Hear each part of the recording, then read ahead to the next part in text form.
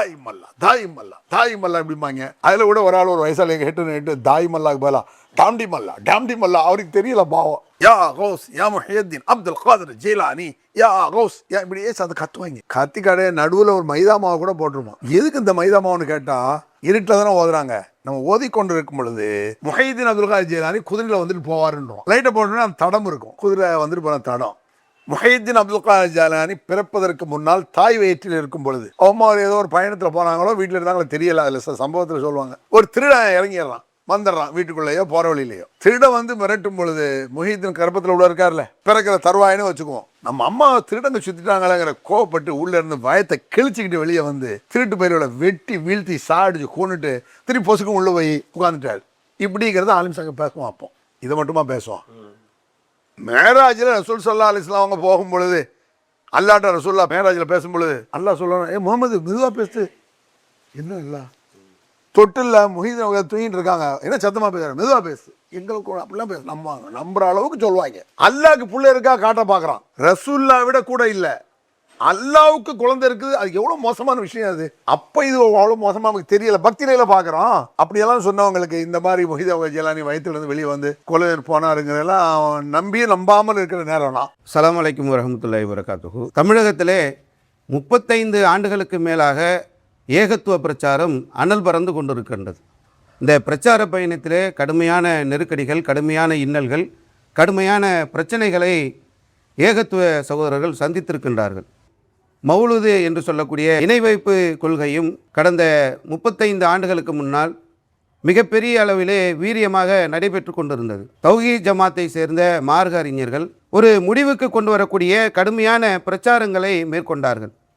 அந்த அடிப்படையிலே மௌலூதிலேயே ஊறியிருந்த சகோதரர் அப்துல் ரஹ்மான் ஃபிர்தௌசி அவர்கள், நீங்கள் எல்லாம் அறிந்த ஒருவர், அவர் மௌலூது குறித்து கடுமையான பிரச்சாரங்களை தமிழகத்திலே மேற்கொண்டிருந்தார். அவர் கடந்து வந்த பாதைகள், இந்த ஏகத்துவ பிரச்சாரத்தில் ஏற்பட்ட இன்னல்கள், இதனால் மக்கள் சந்தித்த பிரச்சனைகள் என்ற நிறைய கேள்விகள் இருக்கின்றது. இந்த கேள்விகளுக்கெல்லாம் விடை காண வேண்டும் என்பதற்காகத்தான் சகோதரர் அப்துல் ரஹ்மான் ஃபிர்தௌசி அவர்களை நேரில் சந்தித்து ஒரு சிறப்பு நேர்காணல் எடுப்பதற்காக நாங்கள் வந்திருக்கின்றோம். ஆனால் நீங்கள் கடுமையான ஒரு பிரச்சாரத்தை தமிழகத்தில் மௌலூத் சம்மந்தமாக பேசிட்டு வரீங்க. உங்களுடைய இந்த ஆரம்ப காலங்கள், நீங்கள் உங்களுடைய பள்ளி படிப்பாக இருக்கிறோம், நீங்கள் மதர்சாவுக்கு போனது, இதெல்லாம் உங்களுடைய ஆரம்ப காலம் எப்படி இருந்தது? பள்ளி படிப்பெல்லாம் பெருசாக ஒன்றும் படிக்கலை. ஒரு 6 வகுப்பு படித்து முடிச்சுட்டு 7ஆவில் இருக்கும் பொழுது என்னை கொண்டு போய் மதரசாவில் கொண்டு போய் சேர்க்க எங்கள் வீட்டில் முடிவு எடுத்தாங்க. அன்றைய நேரத்தில் சுமார் 45 வருஷம் இருக்கும். என்னுடைய 12-13 வயசு அப்போ. ஆமாம், 12-13 வயசு.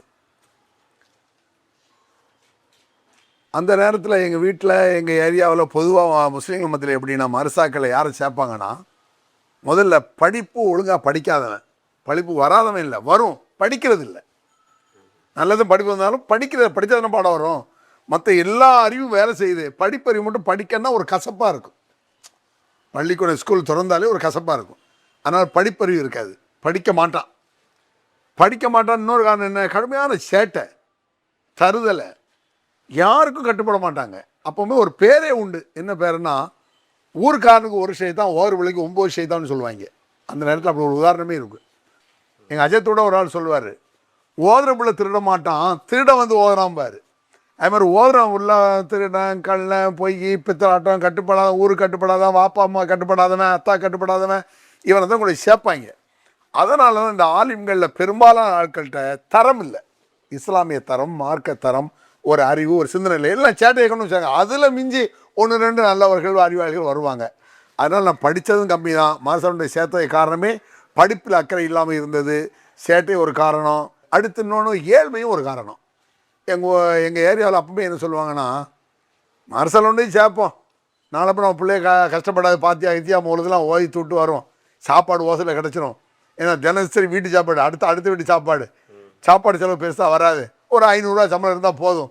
அன்றைக்கி 500 இன்றைக்கி 15,000, 20,000. 500னா இன்றைக்கி 15,000 சொல்ல முடியாது. அன்றைய நேரத்தில் 500 ஒரு சென்ட்டு, ஒரு இடம், அதுதான் இன்றைக்கி 5 லட்சத்தில் இருக்குது. எல்லாம் இதே வேல்யூஷனில் வராட்டாலும் 500 வாங்குறது பெரிய சம்பளம். அப்போ அந்த நேரத்தில் நாங்கள் மோழுதுக்கூடிய காலம் அது. அப்போலாம் என் கையில் 10 ரூபாயிலேருந்து 50 ரூபா வரைக்கும் தருவாங்க மோழுதுக்கு. 10 ரூபாயிலிருந்து 50 ரூபா வரைக்கும் தருவாங்க. அப்படி மதரசாவில் போய் சேர்ந்து மதரசாக்களில் ஒரு மதரசாலும் ஓதலை, தருதலை தான் போகிறோம், எங்கே பார்த்தாலும் சண்டை.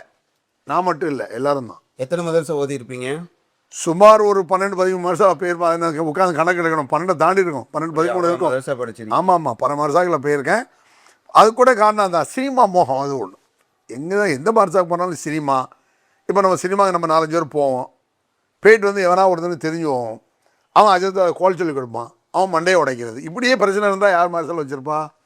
இது நான் மட்டும் இல்லை, என்ன மாதிரி 4-5 பேர் ஒவ்வொரு மதரசாவும் 7 பேர் 10 பேர் இருப்பான்.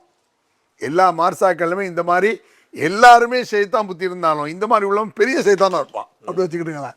அப்போ நீங்கள் என்ன ஆக்காதீங்க, எல்லாரையும் தான் சொல்கிறேன் பொதுவாக. அதனால் மதரசாக்களில் ஓதுகிற காலங்கள்லேயும் ஒரு கட்டுப்பாடாக ஒழுங்காக இருக்கிறது இல்லை. அறிவு இருக்கும், விவரம் இருக்கும், ஆனால் மார்க்கத்தினுடைய ஆர்வம் இல்லை. காரணம், மார்க்கத்தை சரியாக எங்கள் அன்றைய காலத்து ஆலிம்கள் சொல்லித்தரவில்லையோ, அதனால நம்ம இப்படி இருந்தோமோ என்று நான் இப்படி யோசிக்கிறேன். உங்களுக்கு தௌஹீதுன்றது எப்படி கிடைச்சிது? அப்போது நான் மதரசாவில் ஓதிட்டு இருக்கும் பொழுது ஹாஃபிஸ் ஓதுன்னு சொல்லுவாங்கள்ல, 30 வயசு மனப்பாடம், அதுதான் ஓதிட்டு இருந்தேன். பொதுவாக இந்த ஹாஃபிஸை முடிக்கிறதுக்கு 2 வருஷம் 3 வருஷத்தில் முடிச்சிருவாங்க. என்ன மாதிரி கடுமையான சேட்டை உள்ளவங்களாம் முடிக்கிறதுக்கு 10 வருஷம் 15 வருஷம் கூட ஆகும். எனக்கெல்லாம் 13 வருஷம் ஆச்சு ஹிப்ஸ் முடிக்கிறது. 3 வருஷத்தில் முடிக்க வேண்டிய என்ன இதுதான் காரணம். முடிச்சு பட்டமெல்லாம் வாங்கியாச்சு. கடையில் ஹாவில் பட்டம்லாம் வாங்கினேன். என் கூட இன்னொரு சார் கூட வாங்கினேன். 2 பேர் பட்டம் வாங்கினோம். ஹிப்ஸு 13 அப்படி எத்தனை வருஷம் ஓதினாலும் அது ஹிப்ஸு ஓத வராமல் இல்லை. இந்த திறமை இருந்து செய்ய தோணாது. ஏன்னா சினிமா பார்க்கணும், கூத்து அடிக்கணும், இந்த மாதிரி போகிறவங்களுக்கு எப்படி படிப்பு சிந்தனை வரும்? திறமை இருந்தும் அது பயன்படாமல் போனதுக்கு காரணம் நம்முடைய சிந்தனை இப்படி போச்சு. இப்படி போனதுக்கு காரணம் அன்றைய அறிஞர் பெருமக்கள் மார்க்கத்தை சொல்லி நம்மளை திருத்த முற்படலைன்னு நான் நினைக்கிறேன். அப்படி இருக்கலாம், அல்லாஹ் ஆலம், அல்லாஹ்க்கு தான் தெரியும். நீங்கள் பல மதரசாக்களில் நீங்கள் படிச்சிருக்கீங்க, நீங்களே சொன்னீங்க இந்த ஊர் அந்தந்த ஊரெல்லாம் சொன்னீங்க. அந்த மதரசாக்களில் படித்த அனுபவங்களை பற்றி ஏதாவது கருத்துக்களை பகிர்ந்துக்க முடியுமா? ஆலிமுக்கு நான் ஓத போனேன். கிளீனூர் மதரசா மயிலாடுதுறை பக்கத்தில் இருக்குது. சுமரா ஓதுறதுக்கு 1வது சுமரா ஓதுறேன். இல்லை 1வது சுமரா ஓதுறதுக்கு அதுக்கு முந்தி இப்ராஹிம்னா அரபிக் கல்லூரி கோட்டாரில் இருக்குது. நான் இல்லை, அங்கே ஓதுனேன். சுன்னத் ஜமாத் மதரசா கோட்டார் இப்ராஹிம்னா அரபிக் கல்லூரி, இன்னும் இப்போவும் இருக்குன்னு நினைக்கிறேன். அங்கே ஓதிட்டு தான் திருப்பி கிளீனூரில் போய் ஓத போனேன். கிளீனூர் அந்த இப்ராஹிம்னா அரபிக் கல்லூரியில் ஓதும்பொழுது அங்கே குத்துபேத்து ஓதிருக்கேன், மோர்து ஓதிருக்கேன், பாத்தியா ஓதிருக்கேன், என்னெல்லாமோ இருக்கும். அங்கே குத்துபேத்துனா கேள்விப்பட்டிருக்கீங்களா? குத்துபேத்துன்னு சொல்லுவாங்க, அது அந்த ஏரியாவில் இருக்குது. அதை ஒரு 10 பேர் சுற்றி நின்றுக்கிட்டு யா கௌஸ் யா முஹியத்தீன் அப்துல் காதர் ஜெயிலானி ஹல்கா மாதிரி ஹல்கா, அது வட்டமாக இருக்குன்னா அதுக்கு பேரே ஹல்கான்னு வந்துருச்சு. ஹல்கானா வட்டம் தானே, வட்டமாக நின்று ஓதுவாங்க. யா கௌஸ் யா முஹியத்தீன் அப்துல் காதர் ஜெயிலானி அப்படிம்பாங்க. அது திக்கிற வார்த்தையில் நிறைய வரும். தாயிமல்லா தாயிமல்லா தாயிமல்லா அப்படிம்பாங்க. அதில் கூட ஒரு ஆள் ஒரு வயசால் எங்கள் ஹெட்டு தாயிமல்லாக்கு பதிலா டாம்டி மல்லா அவருக்கு தெரியல பாவம். யா கௌஸ் யா முஹியத்தீன் அப்துல் காதர் ஜெயிலானி யா கௌஸ் யா இப்படியே அதை கத்துவாங்க. கத்தி கடையை நடுவில் ஒரு மைதா மாவை கூட போட்டுருவான். எதுக்கு இந்த மைதா மாவுன்னு கேட்டால், இருட்டில் தானே ஓதுறாங்க. நம்ம ஓதிக்கொண்டு இருக்கும் பொழுது முஹைதீன் அப்துல் காதர் ஜெயிலானி குதிரையில் வந்துட்டு போவாருன்றான். லைட்டை போட்டோன்னா அந்த தடம் இருக்கும், குதிரை வந்துட்டு போன தடம். அது என்னான்னு கவனித்து பார்த்தா மோதினார் எங்களோட ஓதுவார்ல, அவர் எட்டோட கையை விட்டு மெதுவாக போய் விரலை கொண்டு அந்த குதிரை தடம் மாதிரி பதிச்சிடுவார் மைதா மாவில். இந்த கூத்தெல்லாம் பண்ணுவாங்க. இதை பொதுமக்கள் பார்க்கணும், முஹைதீன் வந்துட்டு போகிற போல் இருக்குங்கன்னு நம்புவாங்கல்ல. அவர் வந்துட்டு குதிரையில் வந்துட்டு போகக்கூடிய அளவுக்கு நம்பிக்கை மக்கள்கிட்ட இருக்குன்னா அப்போ இந்த அளவுக்கு இருந்துச்சு. ஆனால் நமக்கு அதை பற்றி சரியாக தப்பாங்கிற ஒரு முடிவெடுக்க முடியாத ஒரு காலம். 12, 13, 14 வயசில் என்ன தெரிய போகுது? காசு கிடைக்கி குதிப்பது செய்வோம். இந்த லாஜிக்கு தர்க்கக்கலை இதெல்லாம் நிறைய விஷயங்கள் உங்கள் பயனில் நம்ம கேட்குறோம். இதெல்லாம் எப்படி உங்களுக்கு அந்த தர்க்கம் வருது? இந்த லாஜிக்கெல்லாம் எப்படி கொண்டு வரீங்க? அப்துல்சலாம் ஹஜரத் அவர் உலமாக்கல் சபை தலைவராக கூட இருந்திருக்கிறார். சக்கியமங்கலத்துக்காரர், மதுரை சக்கியமங்கலம். ரொம்ப ஒரு அருமையான ஒரு அறிவாளி. ரொம்ப தன்ட்ட ஓதக்கூடிய மாணவர்கள் தான் பிள்ளைகளை விட கவனிப்பார். கரெக்டாக படிக்கணும் போகணுன்னு கொள்கையில் நம்ம என்ன பாடத்தை சொல்லிக் கொடுக்கமோ அதை கரெக்டாக சொல்லணும், சொல்லிக் கொடுக்கணும், அவனுக்கு புரிகிற மாதிரி. தமிழை விட அரபி ஈஸியாக விளக்குவார் அவர். அவர் மூலமாக தான் சில லாஜிக்கே எனக்கு தெரிஞ்சிச்சு. லாஜிக் எனக்கு ஏற்கனவே லாஜிக் தர்க்க ரீதியாக பேசணுங்கிற ஆசையெல்லாம் உண்டு, அதில் ரொம்ப இன்ட்ரெஸ்ட் உண்டு எனக்கு. அவர்கிட்ட போய் உட்கார்ந்தா எதை எடுத்தாலும் தர்க்கக்கலையிலே புரிய வைப்பார். கிராம அருமையாக புரிய வைப்பார் தர்க்கக்கலை. அதாவது அது மட்டும் இல்லாமல் கிராமரை இலக்கணத்தை மோர்து ஸ்டைலே சொல்லுவார் அவர். அப்படி இருக்கு.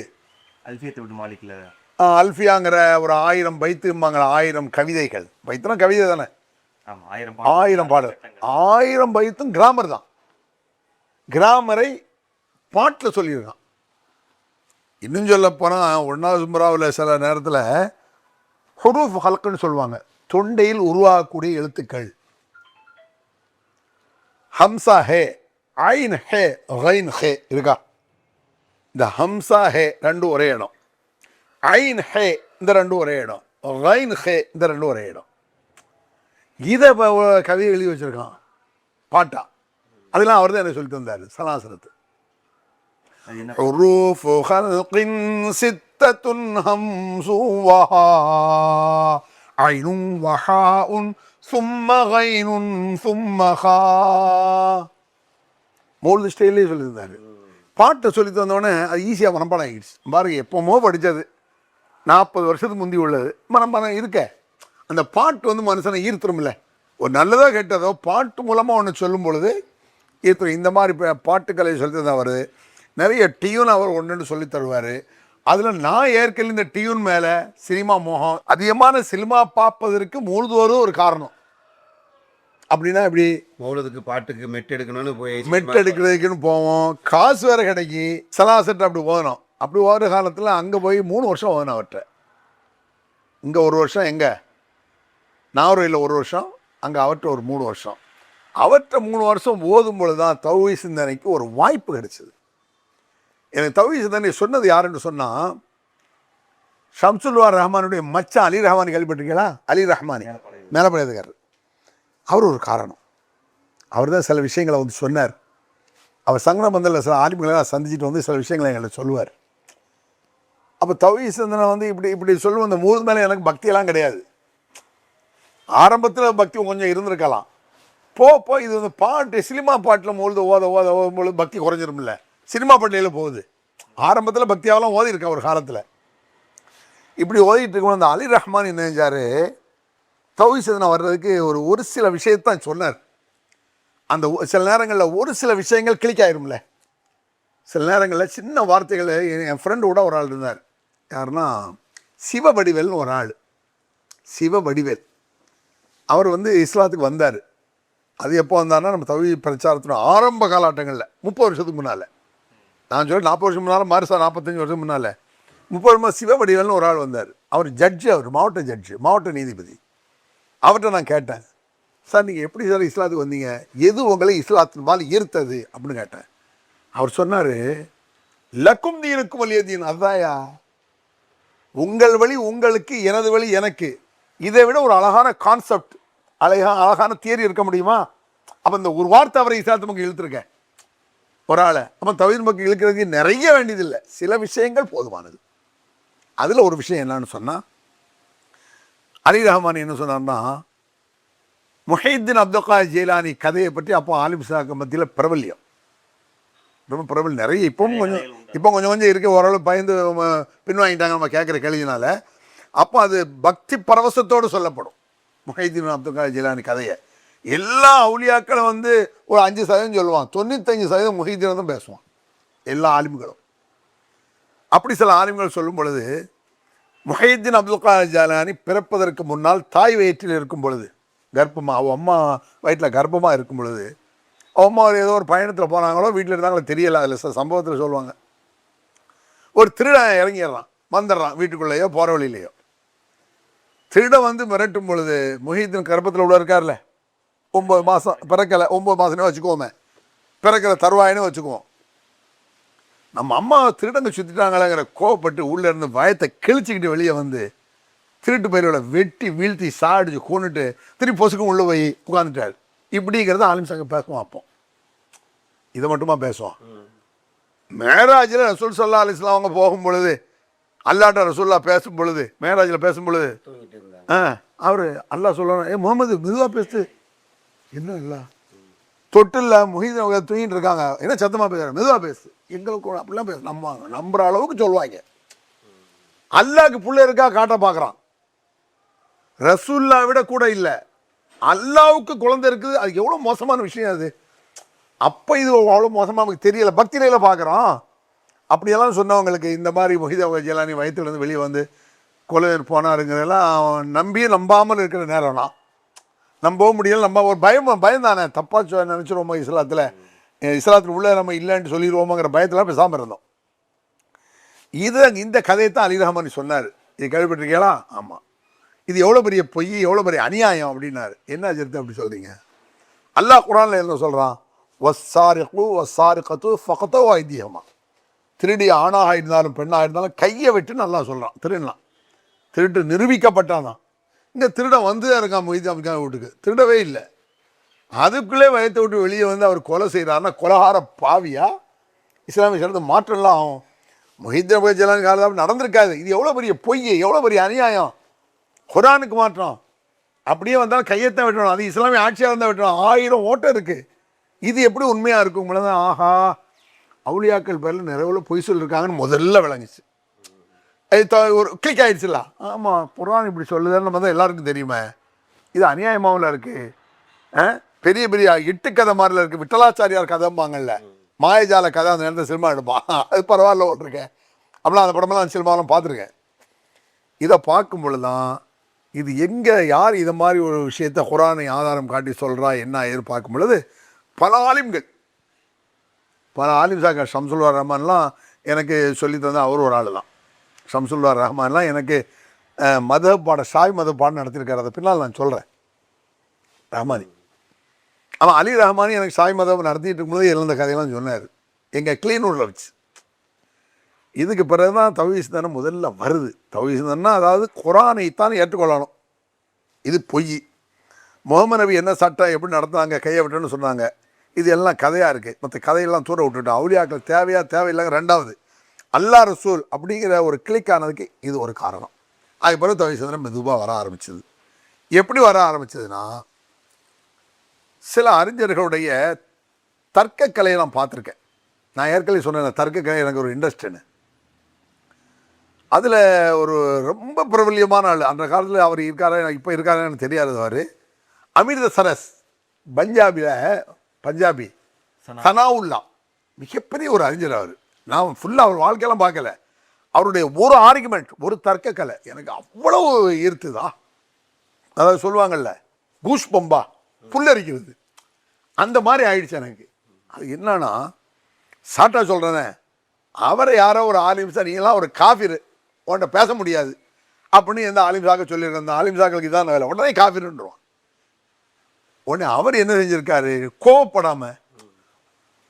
கோவப்படாமல் பதிலை சவுக்கடி மாதிரி. அது ஒரு டேலண்ட். அது அல்லாஹ் அப்படி கொடுத்துருக்கான் அவருக்கு. நீ ஒரு காஃபிர், உன்னை பேச மாட்டேன்னு ஆலிம்சாக சொல்லியிருக்கான். யார தானா உள்ளவ? அப்படிங்களா? சரி. லா இலாஹ இல்லல்லா முஹம்மது ரசூலுல்லாஹ். இப்போ முஸ்லீம் ஆகிட்டேன், இப்போ பேசுங்க. டென்ஷன் ஆகி ஓடி இருக்கான், தலையை பிச்சுக்குவான்ல, பதில் சொல்ல முடியாதுல்ல. இதை நான் பயன்படுத்தி ஒரு ஆலிம்சாட பேசியிருக்கேன். இதே வார்த்தையை அவரை காப்பி அடிச்சுன்னா நல்ல விஷயம் தானே. நல்ல விஷயம் ஒரு ஆள் சொல்லும்போது அதை எடுத்து அதே மாதிரி செய்யலாம் தானே. என்ன ஒரு ஆலிம்சா காஃபிருன்னா, கடையில் உள்ள ஒரு ஆலிம்சா காஃபிர், அவன் வெளியே விட்டுவோம் அப்படின்னா. சரியா சொல்றது? காஃபிர்னா என்ன செய்யணும்? ஈமான் கொள்ளணும், அவ்வளோதானே. லா இலாஹ இல்லல்லாஹ் முஹம்மது ரசூலுல்லாஹ், ஈமான் கொண்டான், பேசுங்களேன். ஏஞ்சிட்டான் அந்த ஆலிம்சா. ஷைத்தானா அப்படின்னா எப்படின்னா, ஷைத்தானை கொடுத்து நீங்கள் ஷைத்தானா நான் ஷைத்தானா? லா இலாஹ இல்லல்லாஹ் முஹம்மது ரசூலுல்லாஹ் சொல்கிறேன், நீ காஃபின்னு என்ன சொன்னாக்கி நான் கோவப்படணும். நான் கோவப்பட்டு விட்டுட்டு இப்படி உட்காந்துட்டேன். என்ன யார் ஷைத்தான்னு சொன்னோன்னா அவருக்கு வேர்த்து விழுத்து, அது என்ன சொல்லுவாங்க, ப்ரெஷர் உச்சமாயிடுச்சு. என்னை கூட்டு வரவன் என்னை எழுத்துட்டு வெளியே வந்துட்டான். இதெல்லாம் பார்க்கும் பொழுது என்ன எவ்வளோ பெரிய ஆலிம்களாக இருக்கான். ஒரு கேள்வி அரண்டு ஓடுறான். இந்த கேள்வி ஏன் கேள்வி இல்லை, உண்மையின் பக்கம் சாய்ந்து நிற்பவனுடைய கேள்விக்கு அரண்டு ஓடுவாங்கிறதுக்கு இப்படி நிறைய அனுபவம் என் வாழ்க்கையில் நடந்திருக்கேன். மார்சால ஓதும் பொழுது நிறைய அப்படி நான் ஓதிட்டு எங்கே ஓதினேன், கிளீனூரில் 3-4 வருஷம் ஓதிட்டு, அப்புறம் சங்கரபந்தில் 1 வருஷம் ஓதினேன். சங்கரபந்தில் ஓதிட்டு அப்போ தான் அலிரவான் அங்கே வரமாட்டார், லுஹா இருந்தார். அங்கே இன்னும் நிறைய ஆளுநர்கள் இருந்தாங்க சங்கரபந்தலில். அங்கேருந்து நான் ஓய்வு முடிச்சுட்டு வந்து நேரம் அன்சாரி மார்சா கடையநல்லூரில் வந்து சேர்ந்தேன். அன்சாரி மாசா யூசுப் அன்சாரி மாசா 12, 13, 14 இருக்கும், தெரியல எனக்கு. 12க்கு மேலே துல்லியமான இப்போ ஓதும் இல்லை, 10, 12, 13 கூட இருக்கலாம். என் அளவுக்கு மர்சால ஓனவங்க ஒன்று ரெண்டு இருக்காங்க, என் ஃப்ரெண்டு இருக்காங்க, நம்ம அளவுக்கு ஓதிருக்காங்க அத்தனை மர்சாக்களில். ஆனால் இவ்வளோ மர்சாக்களில் ஓதி பார்க்கும் பொழுது காலங்கள் கடந்துன்னு சொன்னாலும் இந்த ஆலிம்சாக்கள் ஒன்றுக்காவாத சரியில்லை, உழப்புறான், ஏமாத்துறாங்கிறத தெளிவாக தெரிவதற்கு எனக்கு மிகப்பெரிய அனுபவமாக இருந்துச்சு. எங்கே பார்த்தாலும் பொய், ஏமாத்து, ஆதாரம் கேட்டால் கோபம், பதில் சொல்ல முடியாமே. ஒரு நபி வழியை சொன்னால் சந்தோஷமாக ஏற்றுக்கணும்ல. எனக்கு நீ நபி வழி சொல்றியா, இது ஆணவம். இந்த உதாரணம் சொல்லி ஏமாத்துறது ஆலிம்களை எத்தனைங்கிறத நான் அப்புறமா சொல்கிறேன். அல்லாஹு அக்பர், அல்லாஹு அக்பர்.